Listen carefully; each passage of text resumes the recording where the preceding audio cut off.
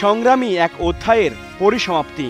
না ফেরার দেশে ভাষা সৈনিক আহমদ রফিক। ৯৬ বছর বয়সে বৃহস্পতিবার রাত ১০টায় রাজধানীর বাডেমে মৃত্যু হয় ২১ পদকপ্রাপ্ত এ গুণী লেখকের।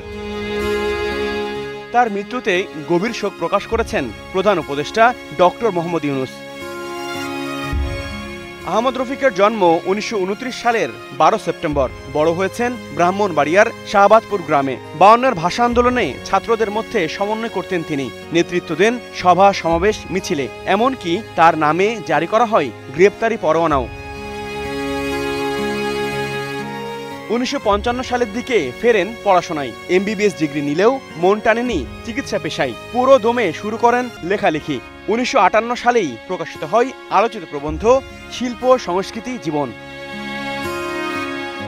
ভাষা আন্দোলনের এই সৈনিক লিখেছেন শতাধিক বই, পেয়েছেন ২১ পদক, বাংলা একাডেমি পুরস্কার সহ বহু সম্মাননা। রবীন্দ্র চর্চায় আলো ছড়িয়েছেন ২ বাংলায়। ব্যক্তিগত জীবনে নিঃসন্তান আহমদ রফিক।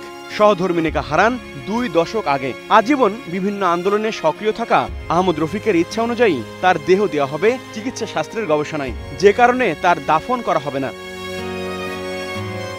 শনিবার বেলা ১১টায় তার মরদেহ নেওয়া হবে কেন্দ্রীয় শহীদ মিনারে। সেখানেই শ্রদ্ধা নিবেদন করবেন সর্বস্তরের জনগণ। হাবিবুর রহমান অফি, স্টার নিউজ, ঢাকা।